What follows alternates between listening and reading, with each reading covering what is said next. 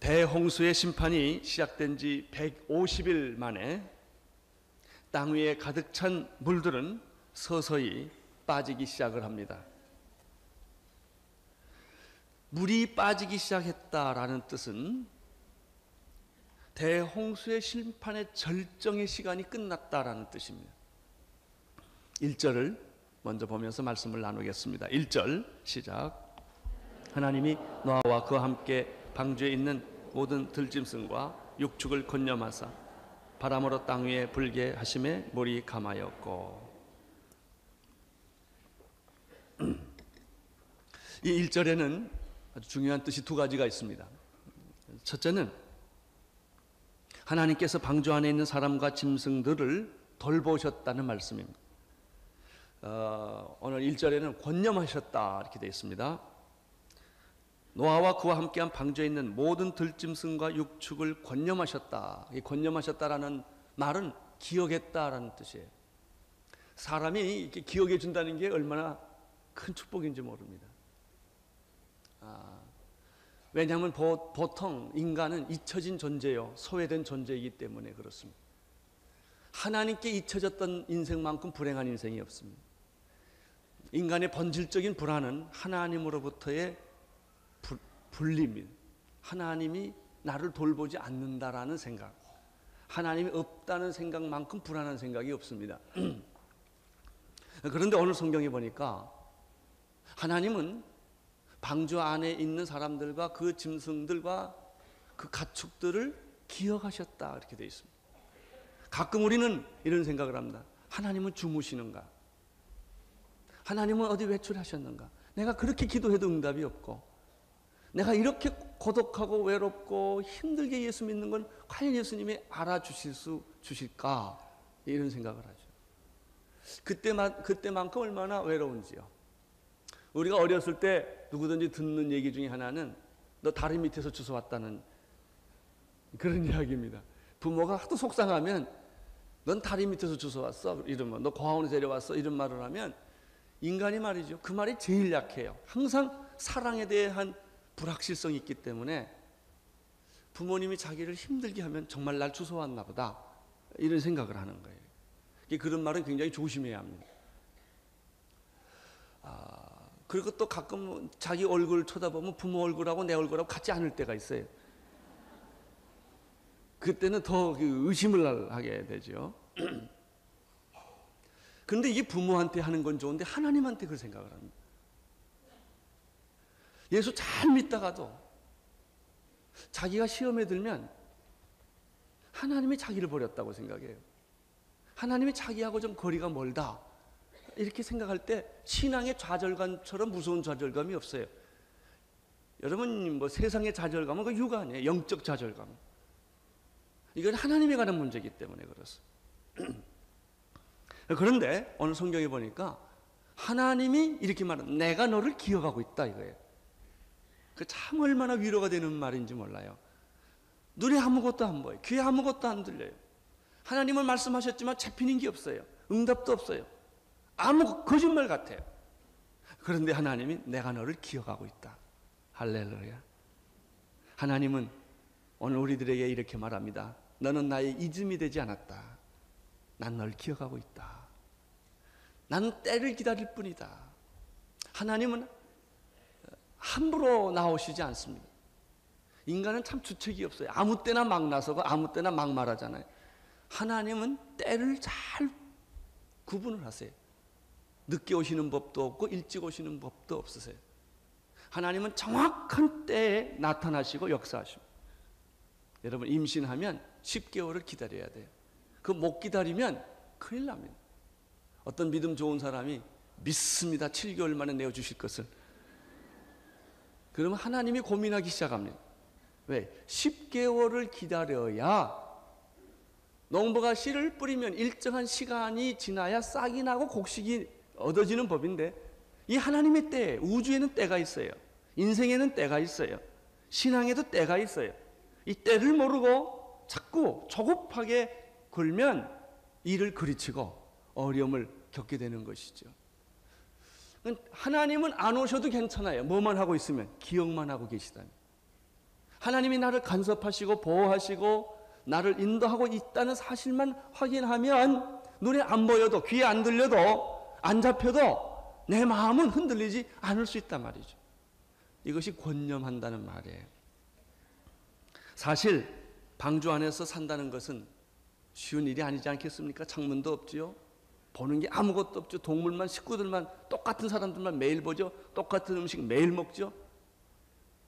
그런 데서 어떻게 산다는 이야기입니까? 방주의 삶은 광야의 삶과 똑같은 거예요. 광야의 삶은 우리가 살고 있는 이 세상의 삶과 똑같은 거예요. 원치 않는 질병이 있지요. 실패 있죠. 실수 있지요. 상처 있지요. 갈등이 있지요. 서로 속이고 속지요. 이런 세상에서 정상적으로 미치지 않고 산다는 것이 기적 아니겠습니까? 어떻게 노아와 그 가족들, 방주에 있는 그 수많은 동물들이 아무 문제 없이 살 수 있었을까? 하나님이 권념하셨기 때문입니다. 환경이 문제되지 않습니다. 방주도 천국이 될 수 있으며 광야도 축복의 장소가 될 수 있음을 믿습니다. 여러분, 꼭 자기 집이 있어만 행복하는 게 아니에요. 새빵살이에도 행복할 수 있어요. 직장이 있어서만 행복하지 않아요. 직장이 없어도 행복할 수 있습니다. 하나님이 함께 계시면, 하나님이 나를 기억해 주신다는 사실만 확인한다면 우리는 얼마든지 고난과 위기를 견뎌낼 수 있는 것이죠. 시편 18편 2절에서 한 시인은 이렇게 말했습니다. 여호와는 나의 반석이시요 나의 요새시요 나의 피할 바위시요 나의 방패시요 나의 구원의 발이시니 나의 산성이시로다. 나는 그것이 여러분의 하나님이 되시기를 축원합니다. 시장바닥에서, 부도난 현장에서 여호와는 나의 힘이시니 내가 여호와를 사랑합니다. 여호와는 나의 방패신 것을 내가 믿습니다.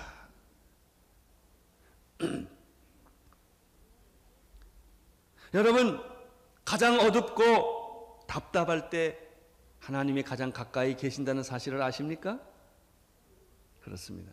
여러분이 힘들 때 하나님은 가까이 계십니다. 이것은 마치 뭐하고 똑같으냐면 여러분의 자녀가 병들 때 건강한 자녀보다도 병든 자식의 부모가 가까이 가는 것하고 똑같아요. 걱정하지 마세요. 어둡다고 생각했을 때 여러분의 슬픔이 커서 하나님은 못 볼 뿐이지 눈을 조금만 정신 차리고 또 보면 그 옆에 하나님이 내 손 꼭 붙잡고 있다는 사실을 믿으시기를 바랍니다.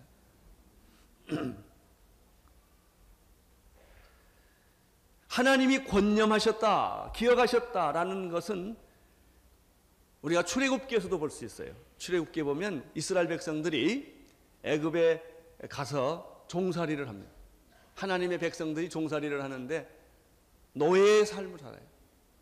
역청을 떠서 벽돌을 만들고 뜨거운 태양에서 무서운 노예의 삶을 삽니다.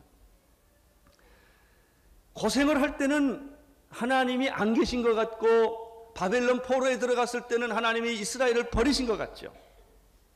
그러나 성경에 보면 한 번도 하나님은 이스라엘을 버린 일이 없으세요. 하나님은 한 번도 여러분을 버리신 일이 없으세요. 하나님은 이스라엘 백성들의 노예 생활과 그 고통의 생활을 아시고 신음소리를 들으셨다 그랬어요. 들으셨기 때문에 모세를 준비시킨 거예요. 근데 모세를 준비시켰는데 아무 때나 보내지 않고 때를 기다렸다가 정치적, 경제적, 사회적 모든 상황이 다 고려됩니다.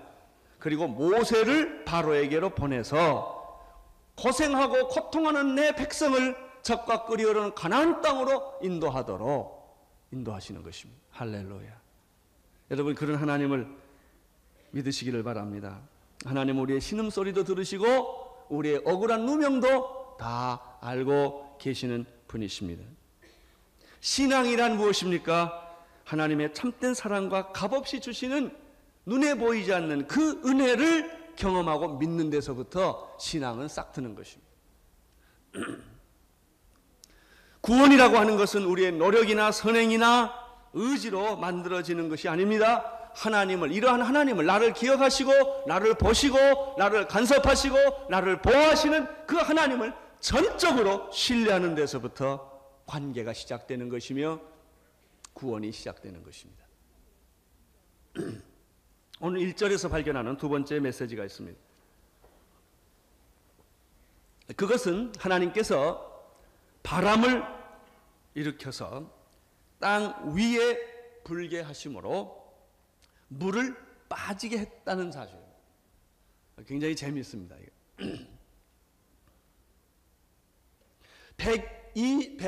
홍수가 난 지 150일 되는 해가 물이 최고로 불어난 때입니다. 최근에 우리는 중국의 양자강에 그 물이 넘친다는 보도를 들으면서, 내 나라도 아니지만 가슴이 얼마나 조마조마했는지 몰라요. 그 양자강에 물이 흘러가지고 제주도까지 바닷물이 민물같이 돼서 고기가 죽었다는 보도까지 있지 않았습니까? 그러니 12억이 되는 중국 사람들은 그 얼마나 심각한 문제였겠습니까? 그래서 연일 텔레비전에 보도하고 신문에 그 뉴스거리 나오죠. 그래서 온 국민이 다 동원해서 뚝을 막고 그 양자강이 불어나는 걸 넘치지 않도록 그렇게 필사의 노력을 하는 것을 우리가 봤죠. 근데 그 양자강이 물이 불어나서 뚝을 넘을 만한 아주 살랑살랑거리는 거기까지 왔을 거예요. 이게 넘으면 죽는 거예요. 공장이고 뭐고 다 이게 가는 거죠. 근데 그 물이 불어서 그 뚝을 넘는 바로 그 수위까지 이게 150일이에요. 홍수가 물이 불어나는데 더 불어나면 어떻게 방법이 없어요. 하나님께서 방주 안에 있는 노아와 그 가족과 그 짐승들을 기억하시사, 그리고 엔드예요. 그리고 하나님께서 바람을 이용하셔서 이제부터 그 물이 더 이상 불어나지 않고 줄어들도록 했던 시점이 150일이었다. 150일이면 달수로 따지면 5달입니다. 나는 우리나라의 이 넘실거리는 IMF 위기가 불어나서 지금 이 언제까지냐 이게. 좀 똑똑한 사람들은 길이 없다는 얘기예요. 근데 이것이 무한정하게 불어날 것 같은데 스톱이 되고 다시 스며들 수 있도록 감할 수 있게 되기를 간절히 기도하고 있어요. 아마 여러분 가운데 부도가 나고 어려움을 겪어서 수위가 계속 차서 이제는 죽었구나, 퇴출당하고 퇴직당하고 그만둔 회사 다 없어지고 이제는 쥐꼬마리만한 회사 하나 붙들고 살아야 되니 얼마나 기가 막혀. 이것저것 다 뺏기고 나고 나니까 그 화려했던 과거는 다 가버리고 이제 어떻게 사실 거예요? 그런데 걱정하지 마세요. 150일이라는 말은 심판은 영원하지 않다. 물은 계속 불어나는 것이 아니다. 어느 순간에 가면 줄어드는 것이다. 할렐루야. 여러분의 위기가 이제 줄어들게 되기를 축원합니다. 여러분의 고난의 때가 올라갔다가 거기까지 갔다가 지금 이렇게 쓰러드는 그런 기적이 오늘 1절에 있는 이 말씀이에요. 고린도전서 10장 13절에 보면은 사람이 감당할 시험 밖에는 너희에게 당한 것이 없나니 오직 하나님은 미쁘시사 너희가 감당치 못할 시험 당함을 허락지 아니하시고 시험 당할 즈음에 또한 피할 길을 내사 너희로 능히 감당하게 하시느니라. 이 말씀을 믿으시기를 바랍니다. 하나님이 여러분에게 주시는 모든 고난은 감당할 만한 시험과 고난이에요. 만약에 감당할 수 없을 때는 하나님께서 반드시 피할 길을 주신다고 약속하셨습니다. 그러니까 똑똑한 사람은 이 말만 붙잡고 매일 기도하는 거야. 하나님 여기 약속하지 않았습니까? 하나님이 제일 약한 게 약속 붙들고 기도하는 거예요. 하나님 피할 길을 주시든지 이 위기를 이겨낼 수 있는 능력을 주시든지 그러고 붙들고 기도해 보세요. 여러분, 하나님은 절대로 아무 때나 역사하지 않으세요. 언제나 정확한 때를 찾으시고 계산하고 계세요. 그때 전까지 하나님은 움직이지 않으세요. 때가 되면 움직이세요. 하나님께서 지금 여러분에게 역사하지 않고 계시는 것처럼 느끼는 것은 지금 여러분을 수술하고 있는 거예요. 여러분을 고치고 있는 거예요. 지금 한국을 IMF 위기에서 탈출시키면요 소망 없어요. 여기서 우리 국민들이 이번 기회에 정직한 국민, 근면한 국민, 정말 하나님 앞에 의로운 국민이 이 고난 속에서 만들어져야 돼. 이 고난의 때에 만들어져야 돼. 그때 하나님은 우리에게 이 홍수의 물이 다 감해지게 떠나가게 하시고 하나님께서 우리에게 새로운 역사의 장을 열어주실 줄로 저는 믿습니다. 그래서 하나님께서 물을 감하게 하는 방법으로 바람을 이용하셨다 하는 것이죠. 근데 질문이 있어요. 그것은 이 엄청난 물이 어떻게 바람이 불어서 다 없어지겠느냐 하는 거예요. 그러나 성경을 두 가지 예를 우리가 들어보면 그럴 수 있다 이런 생각이 듭니다. 그게 뭐냐면 출애굽기 14장 21절에 나타난 말씀인데 모세가 바다 위로 손을 내민데 여호와께서 동풍으로 밤새도록 바닷물을 물러가게 하시니 물이 갈라져 바다가 마른 땅이 된지라 이렇게 되어 있어요. 하나님께서 홍해를 가르실 때 어떻게 하셨는가? 모세가 손을 내미니까 하나님 바람을 불게 하세요. 밤새도록 바람이 부는데 그 바람이 홍해를 갈라서 땅을 만들었어요. 근데 다 땅을 만들었으면 또 이해가 돼요. 가는 길만 땅을 만들었다고요. 그러니까 반드시 물벽이 생겼을 거라고요. 그걸 어떻게 설명해? 그러니까 여기서 우리가 하는 것은 하나님이 이용한 바람은 자연바람이 아니라는 거예요. 태풍이 아니라는 거예요. 지금 홍수의 노아의 대홍수의 그 홍수는 우리가 경험하는 비의 개념이 아니라는 거예요. 그런 것은 우리가 한 번도 경험해 보지 못한 특별한 상황이고 지금 하나님이 바람을 불게 해서 이 물들을 말리시는데 물벽을 만드셨던 그 하나님께서 바람을 이용하셔서 이제 물들이 다 제 위치로 가도록 환원시키는 거예요. 여러분 150일까지 물이 불어났어요. 물이 줄어드는 시간이 약 150일에서 200일 돼요. 놀라운 사실은 물은 한꺼번에 줄어들지 않았다는 거예요. 이렇게 해서 하나님은 다시 물을 바다로, 땅 안으로, 땅 위로, 제 위치로 다 돌려보낸 것이죠. 홍해를 가르게 하신 하나님, 홍해를 어떻게 갈랐는가? 바람으로 갈랐다는 거예요. 마태복음 8장에 보면은 또 그 비슷한 말씀이 있습니다. 24절에서 보면 예수님께서 제자들과 함께 배에 타셨어요. 근데 갑자기 풍랑이 불었습니다. 풍랑 속에서도 주무시는 예수님. 제자들이 예수님을 깨웠습니다. 우리가 죽게 되었나이다. 그때 예수님께서 깨서 하시는 말씀이 상황을 보시고 믿음이 적은 자들아 이렇게 말씀하시죠. 믿음이 적은 자들아라는 뜻이 무슨 뜻인지 아세요? 죽으면 너만 죽냐? 이런 뜻이에요. 우리가 지금 배에 같이 탔는데 제자들만 빠져 죽고 예수님은 안 죽겠냐 그 얘기예요. 여러분 고난당하면 여러분이 수치당하면 여러분만 당하는 줄 아세요? 안 그래요. 어찌 이렇게 믿음이 없느냐 이게. 왜 너는 나와 상관하지 않고 너만 생각하느냐 이게. 하나님과 생각하지 않고 하나님 믿는다고 그러면서 하나님은 다 잊어버리고 너만 생각하냐 이게. 그러면서 하나님이 예수님은 어떻게 바다와 파도를 꾸짖으신데 그 즉시로 바다와 파도가 잠잠하여졌더라. 사람들이 뭐라고 말했죠? 저 사람이 누구간데 바다와 파도도 순종하는가 하더라. 그때 하나님이 예수님이 사용하시는 그 바람을 이용하시는 것은 보통 힘이 아니다 말이죠. 이 바람이 물을 감하게 한 게 아니에요. 하나님이 바람을 이용하셔서 물을 감하게 하신 것이죠. 다시 말하면 빛이 있으라 하신 그 하나님이 바다에 물 하나 없애는 거 뭐 이렇게 어렵겠습니까? 그래서 하나님이 바람을 이용하셔서 그 물들을 다 감축시키는 그런 역사를 오늘 우리는 성경에서 보게 되는 것입니다. 여러분이 믿는 하나님은 바로 이런 하나님인 줄로 믿으시기를 바랍니다. 2절 3절을 보십시오. 시작. 기품의 샘과 하늘의 창이 막히고 하늘에서 비가 그침에 물이 땅에서 물러가고 점점 물러가서 150일 후에 감하고. 여러분 이 2절 3절 잘 보십시오. 비가 그치고 물이 땅에서 물러가고 그 다음에 뭐라고 그랬죠? 점점 더 물러가고 더 물러가고 더 물러갔다. 다시 말하면 물은 하루아침에 빠진 게 아니고 약 한 200일을 두고 물이 점점 감소하였다라고 하는 것입니다. 기품의 샘과 하늘의 창이 막혔다는 뜻은 무엇일까요? 옛날 위치로 다 돌아갔다는 거죠.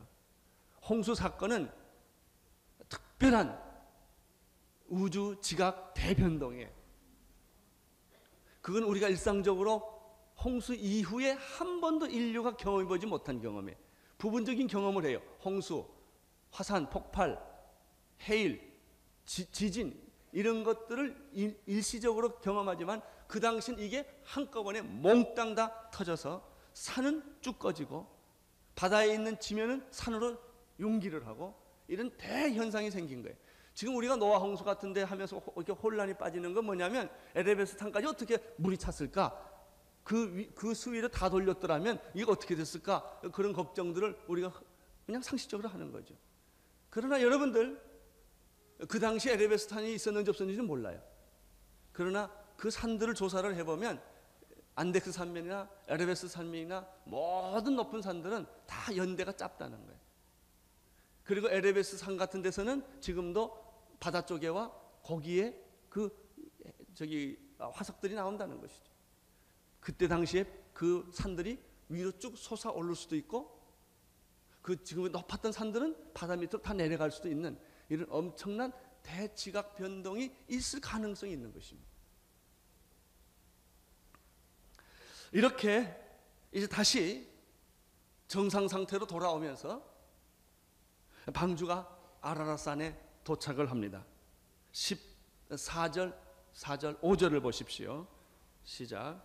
7월 곧 그 달 17일에 방주가 아라랏산에 머물렀으며 물이 점점 감하여 10월 곧 그 달 1일에 산들의 봉우리가 보였더라. 잘 보십시오. 2월 17일 날 홍수가 났어요. 7월 17일 날 배가 아라랏산에 왔고 그때부터 물이 감하기 시작했어요. 몇 개월입니까? 5개월이에요. 그 후에 물이 더 점점 감해져서 10월 1일 날짜를 아주 지적해서 말합니다. 산내 큰 봉우리들이 눈에 보이기 시작을 했다라고 말합니다. 방주가 아라랏산에 머물렀다는 그 표현은 얼마나 놀라운 표현인지 모릅니다. 여러분 이 우리나라 성경에는 그냥 아라랏산 그러니까 뭐 해운대 여기 무슨 해운대가 아니고 뭐죠? 네? 북한산 뭐 산 있지 않습니까? 뭐 남산 뭐 백두산 이렇게 생각하는데 여기는 아라랏산이라고 번역했지만 원래 원어 뜻은 아라랏의 산들입니다. 아라랏에는 2,000m, 5,000m 해발 산들이 많죠. 지금도 이란과 러시아와 터키의 그 국경지대에 그 산맥이 이루고 있는데 아라랏에 있는 산들 사이 어딘가 있었다 이거예요. 그러니까 몇 미터 있는지 몰라요. 거기에 지금 배가 거기 정착을 하게 된 것입니다. 그리고 나서도 이게 7월 17일이니까 10월 1일에는 산봉우리가 다 보이기 시작했다는 것이죠. 시편 104편 4절 6절 8절을 보면 재미있는 표현이 나옵니다. 4절에는 바람으로 자기의 사자를 삼으시며 화염으로 자기 사역자를 삼으시며 하나님은 바람을 자기의 사역으로 불을 자기의 사역자로 삼으셔서 쓰시기도 하신다. 불의 심판은 곧 있어요. 반드시 있어요. 바람을 쓴 것처럼 불을 하나님이 쓰실 거예요.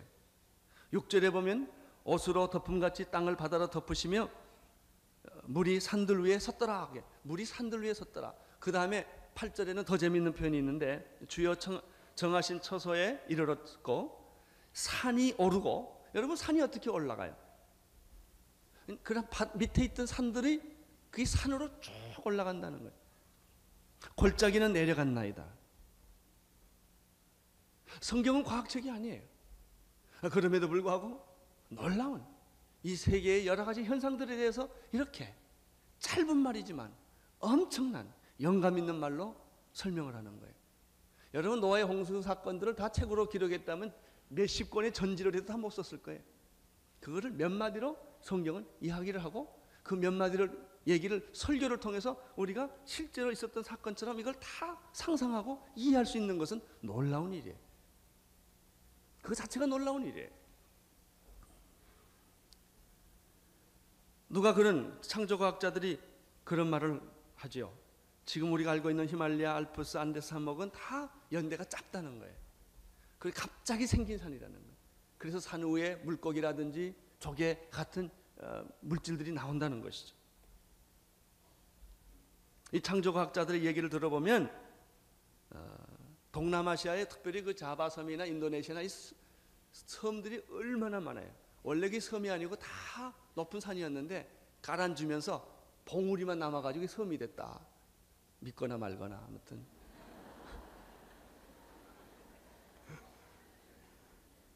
그런 얘기예요. 그게 가만히 또 그럴듯해요. 들어보면. 저는 분명히 믿는 게 있어요. 과학이요. 과학은 아직 발견되지 않는 게 너무 많아요. 발견된 것보다는 발견되지 않는 게 너무 많기 때문에 앞으로 어떤 이론이 또 나올지 누가 알아요. 내가 믿는 거는 성경이에요. 성경은 나는 1.1획도 틀림없는 하나님의 말씀으로 믿죠. 그건 과학보다 뛰어난 책이기 때문에, 하나님의 말씀이기 때문에 이 짧은 몇 마디 말씀 속에서 우리는 엄청난 영적인 통찰력과 이 섬광을 보는 거예요. 그리고 수천 년 전에 있었던 그 놀라운 창조의 세계를 우리는 내 마음속에 그것이 사실보다 더 확실하게 그림으로 그려오고 믿음이 생기는 것입니다. 지금도 놀라운 사실, 해석되지 않는 것은 지구 내지 대륙에 수많은 물고기의 화석들이 바다에서 발견되는 것이 아니라 이 내지에서 발견되고 있다는 사실입니다. 그런데 이것보다 더 놀라운 사실이 하나 있어요. 그것은 오늘 이 본문을 보면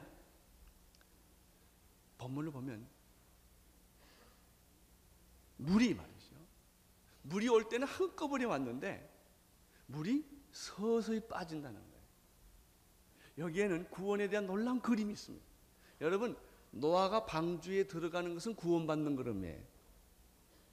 그러나 방주 안에서 살면서 방주 밖으로 오늘부터 나오기 시작하는데 나오는 것은 구원의 삶이에요. 아주 이게 뚜렷하게 구원에 대한 얘기와 구원의 삶에 대한 얘기를 우리는 이 말씀 속에서 발견하게 되는 것입니다. 6절, 7절을 보십시오. 시작.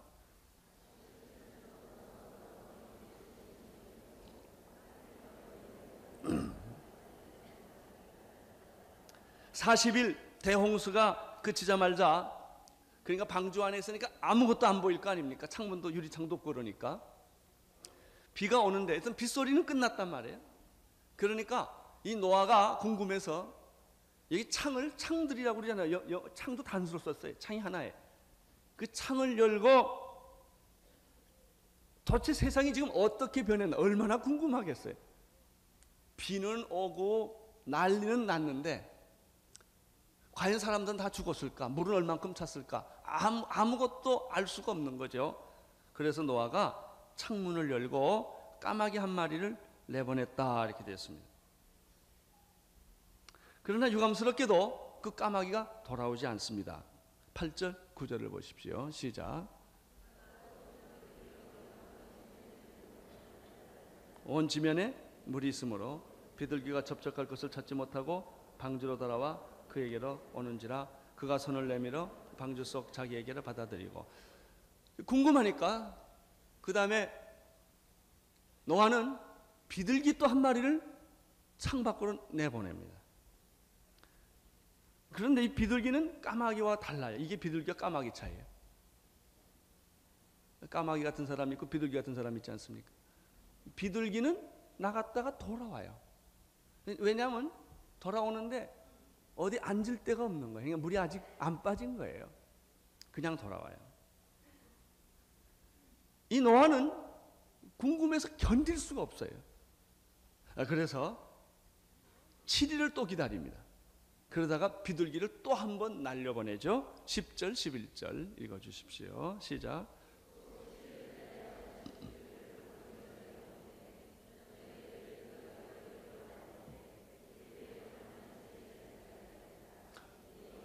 이번에는 비둘기 입에 잎사귀가 물려온 것을 봅니다. 감람나무.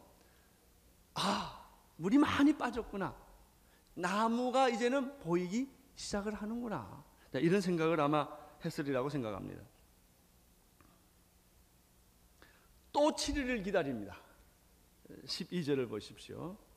시작.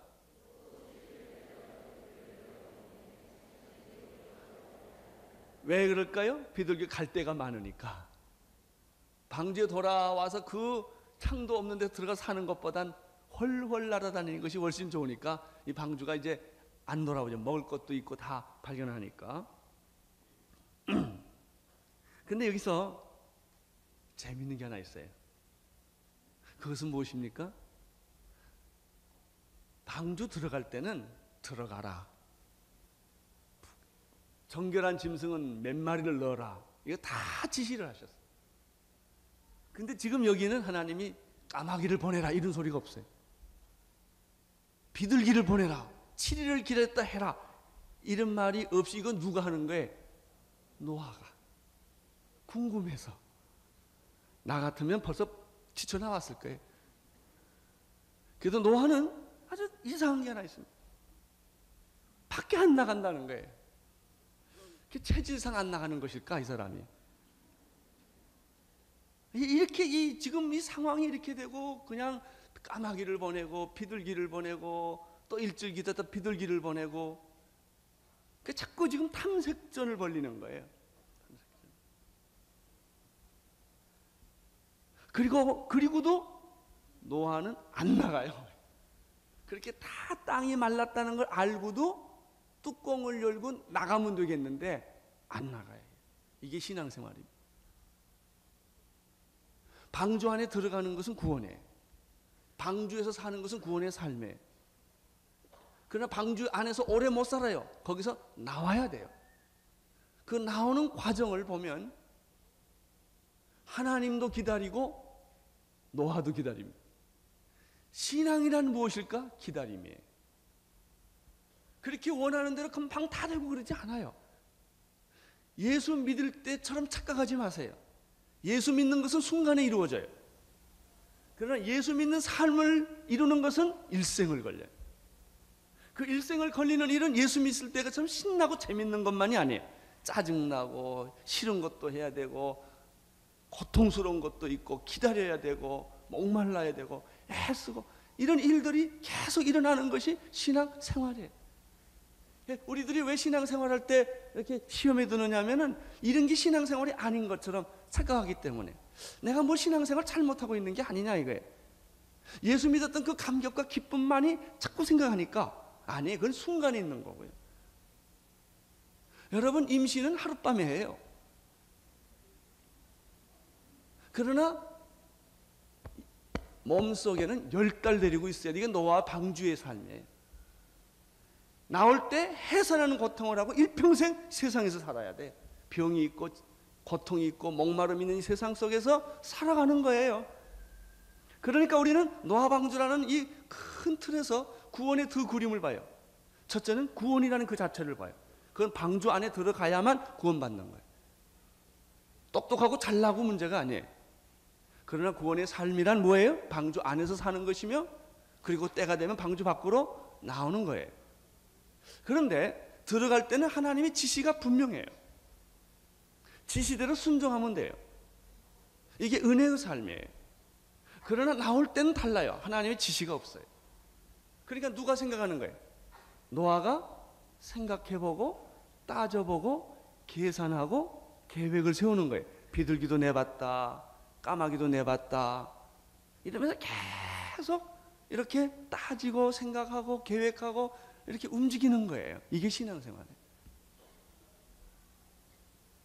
우리들은 신앙생활은 예수 처음 믿을 때처럼 뭐든지 그렇게 다 일사천리로 잘 되리라고 생각해요. 그렇지 않아요. 구원은 순간에 이루어져요. 감격이 있어요. 축복이 있어요. 기쁨이 있어요. 그러나 신앙생활이라고 하는 것은 현실이에요. 여러분들이 왜 신앙생활이 어려운가? 현실을 인정하지 않으려고 하기 때문에. 현실이란 뭐예요? 밥 먹는 거예요. 잠자는 거예요. 사람과 같이 사는 거예요. 병도 드는 거예요. 원하는 일이 안 이루어질 수도 있는 거예요. 이게 현실이에요. 이 현실 속에서 우리는 매일매일 하나님을 신뢰하고 하나님을 기억하고 하나님께 예배를 드리며 그 앞에 나가는 삶이 크리스천의 신앙생활. 거기에서 그럼에도 불구하고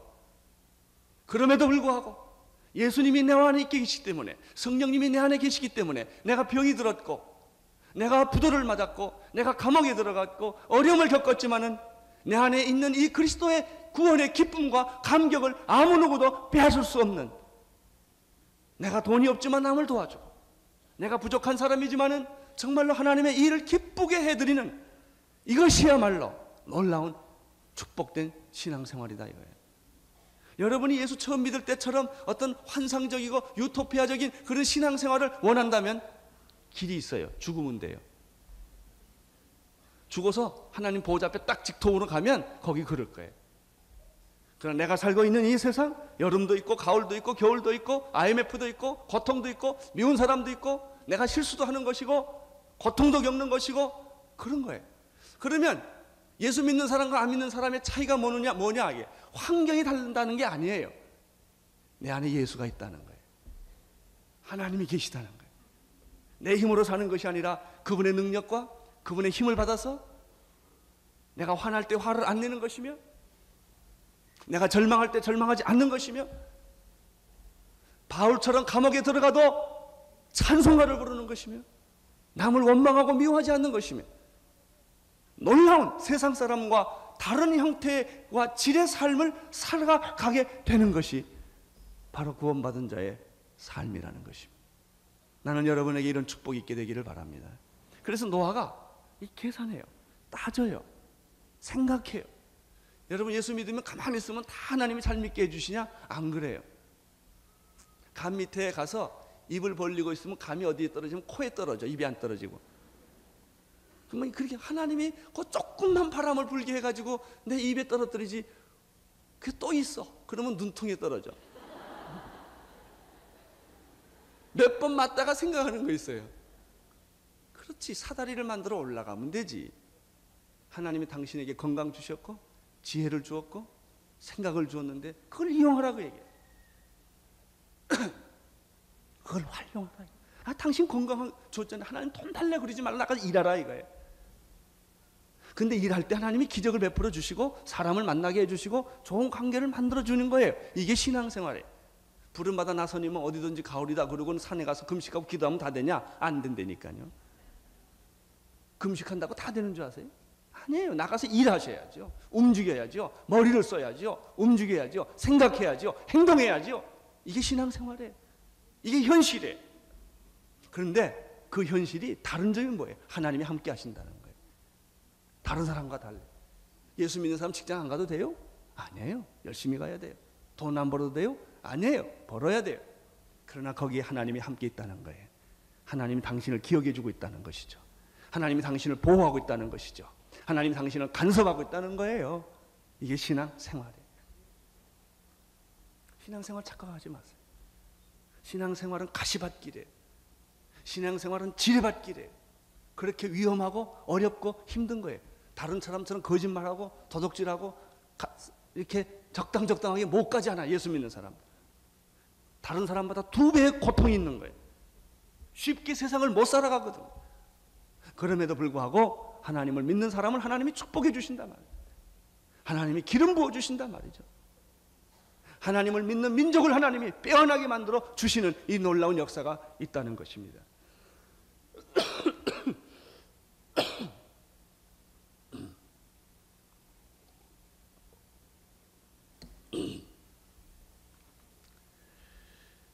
2월 17일 홍수가 시작됐어요. 노아 600세 때입니다. 7월 17일 방주가 아라르산에 도착했고 그때부터 위기가 물러가기 시작했다. 10월 1일 산에 봉우리가 보이기 시작을 했다. 13절을 보십시오. 600 몇 년? 1년. 그러니까 1년이 지난 거예요. 601년 몇 월? 정월 며칠? 1일. 지면에 물이 완전히 걷히는 시간입니다. 이때 노아가 방주 뚜껑을 제치고 나왔다는 소리가 아닙니다. 이제 봤어요. 그러니까 하나님도 서둘지 않고 노아도 서둘지 않았다는 걸 알아요. 하나님이 물 빼는데 1년 걸렸어요. 노아도 하나님보다 빨리 앞서지 않았어요. 물을 다 빨 때까지 노아는 방주에 나올 생각을 안 하는 거예요. 세상이 여러분을 유혹할 거요. 안 가는 거예요. 안 가는 거예요. 거기 가면 돈 번다 이거예요. 일확천금 얻는다 이거예요. 당신 거기 가면 성공한다 이거예요. 안 가는 거예요. 안 가는 거예요. 이게 노아예요. 하나님이 물을 다 빼고 나서야 가는 거죠. 달수로 따지면 9개월 13일이고요. 날수로 따지면 283일이에요. 이게 믿음이에요. 우리는 예수 믿으면서 믿음의 삶을 어떠면서 착각하고 과장하고 자기가 자기에게 속을 때가 참 많습니다. 그래가지고 믿음이란 한 이상을 만들어 놓고 거기 못 따라하면 자꾸 자기를 자학하고 믿음 없는 사람이라고 말하기가 쉬워요. 그렇지 않아요. 나는 오늘 여러분들이 현실을 인정할 수 있게 되기를 바랍니다. 현실을 떠나서 다 귀찮으면 어디 가냐면 현실을 떠나고 싶어요. 다 귀찮으면 힘들면 그냥 보따리 싸들고 그냥 산기도나 가고 말이죠. 금식이나 하고. 그거는요 현실 외면은 안 돼요. 우리가 금식하고 기도하는 거 좋아요. 그러나 그것이 도피가 되면 안 돼. 힘드니까 현실이 힘들고 어려우니까 자꾸 도피해 가면서 그것이 마치 신앙생활 잘하는 것처럼 생각하면 곤란하다. 우리는 노아에게서 이런 사실을 발견하게 되는 것이죠. 14절 읽어보십시오. 시작.